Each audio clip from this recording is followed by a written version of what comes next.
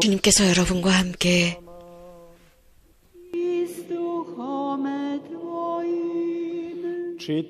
마르코가 전한 거룩한 복음입니다.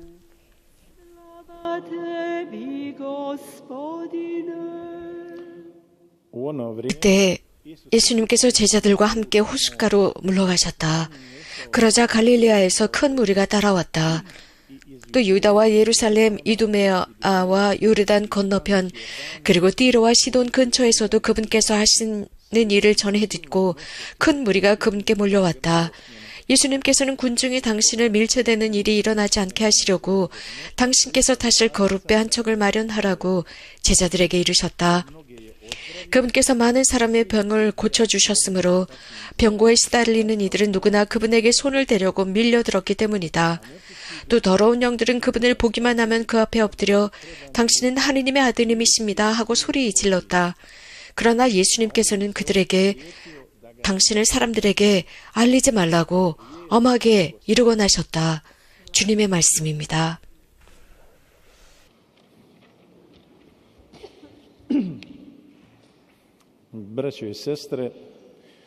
사랑하는 형제자매 여러분,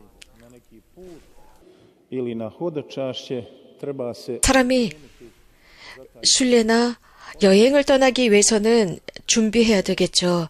그래서 여행 가방도 준비하고 여권 등등 여행이나 순례에 필요한 모든 것들을 잘 준비합니다. 예를 들어서 어딘가에 순례를 가게 되면 성경, 묵주 등등을 준비합니다. 이렇게 준비가 다 되었을 때 우리는 다시 한번 혹시 잊은 것이 없나 잘 살펴봅니다. 이렇게 사람은 자기가 가고자 하는 그곳에 가기 위해서는 이렇게 만반의 준비를 합니다. 그래서 다시 한번 주변을 돌아보고 점검을 합니다. 정말 꼭 필요한 것들이 다 준비되었는지 봅니다. 우리도 이 지상에서 순례를 하고 있습니다. 순례 중입니다. 그런데 때때로 우리는 이러한 만반의 준비를 하지 못하고 또 제대로 점검하지 못합니다. 영원한 생명을 위한 제대로 된 준비를 하지 못합니다. 그래서 이 거룩한 미사, 이 순례, 또 멀리에서 오신 분들, 또 멀리에서 이곳까지 오신 분들이나 혹은 라디오나 인터넷을 통해서 미사에 참여하고 계시는 모든 신자 여러분, 우리 모두는 순례 중입니다. 예수님도 순례를 하셨습니다. 30년 동안 지상에 순례를 하셨습니다.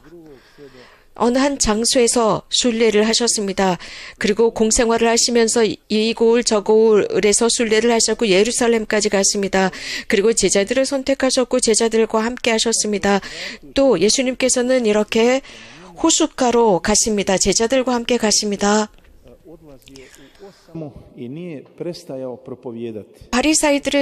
바리사이들이나 군중을 피해서 예수님은 자주 외딴 곳으로 가시곤 했습니다. 또 그들을 피해서 외딴 곳으로 가서 말씀을 전하곤 하셨습니다.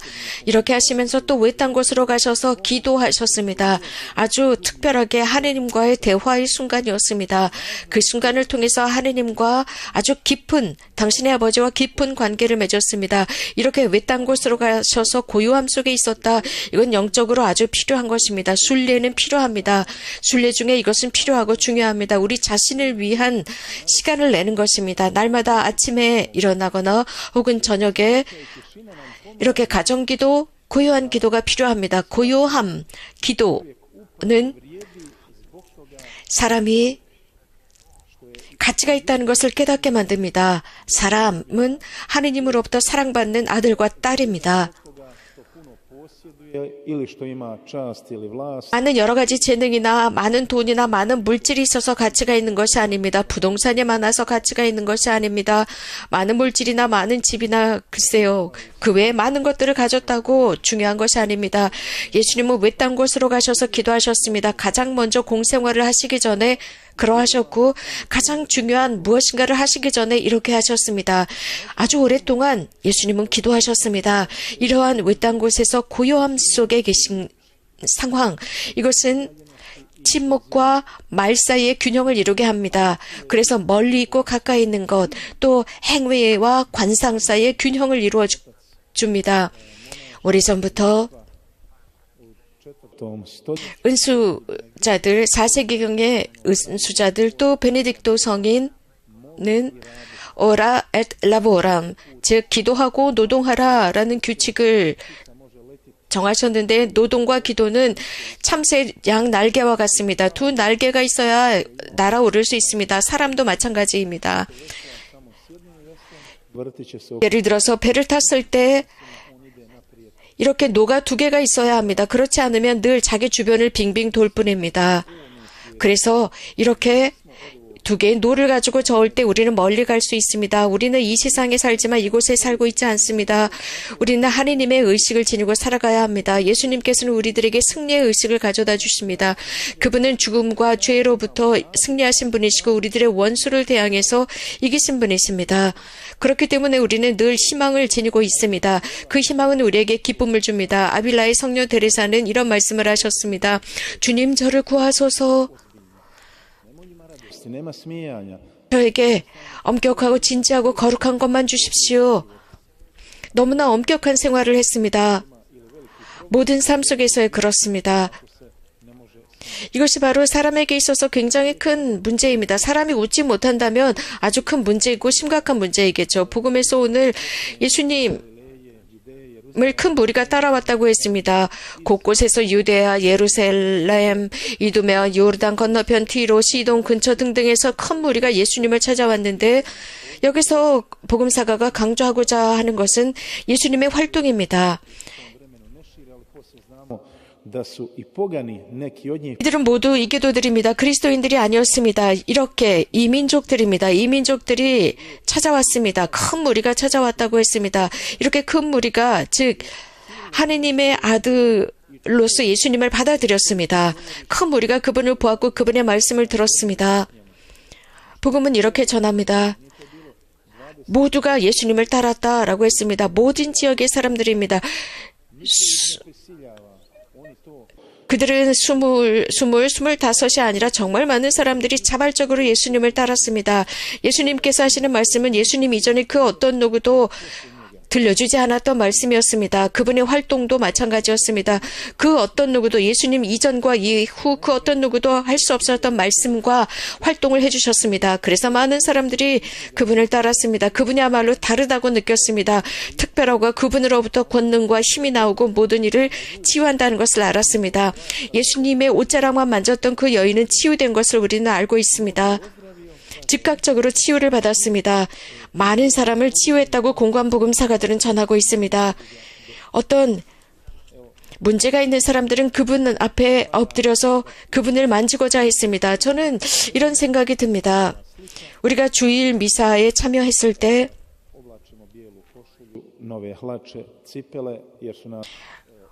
우리가 흰색의 셔츠를 입었고 멋진 바지를 입었고 멋진 신발을 신었습니다. 왜냐하면 우리 부모님들께서는 미사에 갈 때는 멋진 옷을 입어야 한다라고 했습니다. 이렇게 미사를 위한 외적인 준비입니다. 예수님을 따르던 사람들은 이렇게 새 신발도 없었고 좋은 옷도 없었습니다. 그들의 옷도 중요하지 않았습니다. 하지만 그들에게 가장 중요한 것은 마음이었습니다. 예수님을 만나고자 하는 열망이었습니다. 마음만을 가지고 갔습니다. 그들은 너무나도 깊고 강렬한 믿음을 가지고 갔습니다. 예수님께서 자신들을 치유할 수 있다는 확신이었습니다. 그들의 마음은 준비되었고 열려 있었습니다. 모든 치유, 신약에서 언급하고 있는 모든 치유의 조건들은 바로 신앙입니다. 믿음입니다. 예수님께서는 내 믿음이 너를 살렸다라고 늘 말씀하셨습니다. 내 믿음이 너를 치유했다라는 식으로 말씀하십니다. 신실한 마음으로 예수님을 만나고자 하는 사람들, 그런 의도를 지닌 사람들은 그들 스스로 정결한 마음을 지닌 사람들입니다. 또 이곳까지 순례를 온 여러분들, 이 자리에 계시는 순례자 여러분, 또 이 프로그램에 참여하고 계시는 모든 여러분들도 이러한 정결한 지향을 가지고 계시다면 당연히 예수님께서 어루만져 주실 것입니다. 예수님은 완전한 신비입니다. 그분은 함정이 될 수 없습니다. 신비는 항상 신비입니다. 신비는 해결될 수 없는 것입니다. 함정은 해결될 수 있는 것이지만 신비는 그저 우리가 공경하고 당신은 하느님이십니다. 당신을 믿습니다. 당신은 하느님의 아들, 저를 만져주시고 어루만져주시고 치유해주시고 저에게 새로운 눈을 주시고 귀를 주셔서 당신의 말씀을 바르게 듣고 저에게 바른 입을 주셔서 그 말씀을 선포하게 해주십시오라고 기도합니다. 아시시 프란치스코 성인은 이런 말을 했습니다. 그분을 바라보고 직시하고 있었습니다. 그 사람들은 그분을 직시하고 있었고 그분은 또 사람들을 직시하고 있었습니다.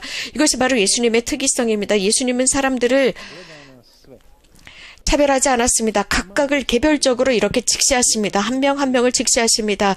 아주 작은 것까지도 보고 계십니다. 우리 곁에 가까이 계시기 때문입니다. 그래서 우리는 두려워할 필요가 없습니다. 우리가 그분을 따르고 우리들의 시선을 늘 그분에게 맞추고 그분을 바라보아야 합니다. 그렇게 할 때 우리는 이렇게 깜짝 놀라는 서프라이즈를 받게 될 것입니다. 그분의 눈이 항상 우리들을 바라보고 계십니다. 그분의 그 감미로운 시선이 우리들을 감미롭게 바라보고 있습니다. 프란치스코 교황님께서는 이런 말씀을 하셨습니다. 또 멋진 크로아티아의 노래에서도 이렇게 언급합니다. 너를 어루만지기 위해서 너의 옷을 어루만지기 위해서 나는 당신의 옷자락만을 만지고 자나이다. 그렇다면 모든 상처가 사라진다라고 했습니다. 예수님께서는 많은 사람이 그분을 따라왔기 때문에 거룻배 한 척을 마련하라고 했습니다. 많은 사람들이 부딪히면서 다치게 하지 않고 싶었기 때문입니다. 거룻배라고 하는 것은 순례를 의미합니다. 우리 각자는 각자의 삶을 이러한 거룻배 한 척에 실어야 합니다. 그리고 그 거룻배, 내 인생의 거룻배에 예수님 들어오십시오라고 말씀드려야 합니다. 예수님은 그 거룻배의 제자들과 함께 타고 있었습니다. 그 태풍이 불 때였습니다. 해풍이 불 때였습니다. 예수님은 그들과 함께 있었습니다. 주님, 저를 당신의 도구로 써주십시오. 당신의 무기로 써주십시오. 이 세상에서 당신을 증언하는 사람이 되게 해주시고 선함과 평화와 사랑을 전하는 사람이 되게 해주시며 모든 덕에 목말라 하는 제가 되게 해주십시오.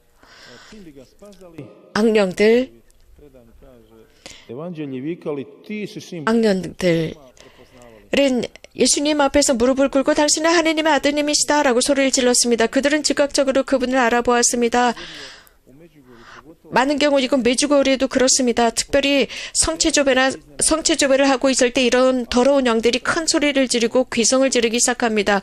그들은 그분의 하느님이심을 즉각적으로 알기 때문입니다. 하느님께서 현존하시는 그 상황, 그 순간에 그들은 견디지 못합니다. 그럼으로써 그 순간에 그들은 치유되고 그 자리에서 쫓겨나갑니다. 이 40년 동안 복두신 동정마리아께서는 내 아들에게로 가라 라고 초대하고 계십니다. 메주거리에 수천만의 사람들이 찾아왔습니다. 삶의 의미에 배고파하고 목말라 하던 사람들이 이곳에서 그것을 찾았습니다. 이렇게 찾아왔던 그 수많은 사람들을 과연 누가 통계를 내고 숫자를 셀 수 있을까요? 4,500만, 5천만의 사람들이 이곳을 찾아왔다고 하고 수천 명의 성직자, 수도자가 탄생을 했고 또 여기에서 수를 셀 수 없는 많은 사람들의 영적인 치유를 받았고 수백 명이 이곳에서 육체적인 치유를 받았다는 문서가 있습니다. 예수님의 시대처럼 이렇게 예수님께서는 열매를 보여주십니다. 이곳 메주거리에서도 가시적인 열매가 있습니다. 육체적이고 영적인 열매들이 있습니다. 제가 누군가의 어떤 분, 즉 발현 초기 이곳에서 있었던 영적인 체험을 여러분들에게 들려드리겠습니다. 바실레라고 하는 이탈리아 자매입니다. 그분은 1972년부터 1984년까지 근육 다발성 경화증에 시달리게 됩니다. 이 병은 불치병입니다. 많은 의사들의 도움을 받았지만 밀라노 사람이었는데 그는 계속적으로 악화되고 있었습니다. 그러다가 메주거리를 찾아오고 성모님의 발현 시간에 그는 휠체어에 앉아 있었습니다. 그리고 이곳 성당 안에 그래서 그 발현에 참여하고 있었는데 순간적으로 치유되었습니다. 그 바실레 자매는 완벽하게 치유되었고 그래서 류브스키에서 여기까지 12km를 걸어왔습니다. 그리고 바륜산까지 올라가서 스스로 걸어 올라가서 성모님께 감사를 드렸습니다. 지금까지 그분은 아주 건강합니다. 그리고 밀라노로 돌아갔을 때 의사들에게 진단을 받았는데 의사들은 깜짝 놀랐습니다. 그리고 나서 이 바실레 자매의 치유 사건 때문에 메주거리에 의학적인 조사가 이루어집니다. 그래서 그 바실레 자매는 이렇게 해서 육체적으로 치유되었고 140여 가지의 여러 가지 문서들이 나왔고 그러면서 여러 가지 많은 조사 결과 이 사람은 신비롭게 기적적으로 완벽하게 치유되었다. 즉 다발성 경화성 불치병을 알고 있었지만 치유되었다고 이 의사들은 언급하고 있습니다. 또 그 어떤 약이나 그 어떤 치료도 없이 치유되었다라고 의사들은 증언하고 있습니다. 초자연적인 방법으로 치유되었다라고 의사들은 선포했습니다. 형제자매 여러분, 이것은 한 예에 불과합니다.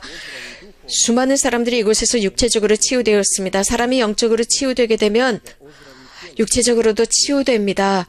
그래서 영적으로 치유되고 항상 육체적으로 치유되는 것은 아니지만 자주 육체적으로도 치유됩니다. 사람은 영혼과 육신이 함께 있기 때문입니다. 서로 다른 것이 아닙니다. 영혼과 육신이 함께 있는 것이 바로 사람입니다. 그렇기 때문에 오늘 저녁 우리는 이 미사 중에 가장 먼저 우리들의 영적인 치유를 청하도록 합시다. 그리고 주님 앞에서 우리들의 육체적인 치유를 해주십사 청하도록 합시다. 그러면서 영적이고 육체적인 치유, 특히 우리들에게 기도를 해달라고 부탁한 사람들의 영적, 육적인 치유를 위해서도 기도합시다.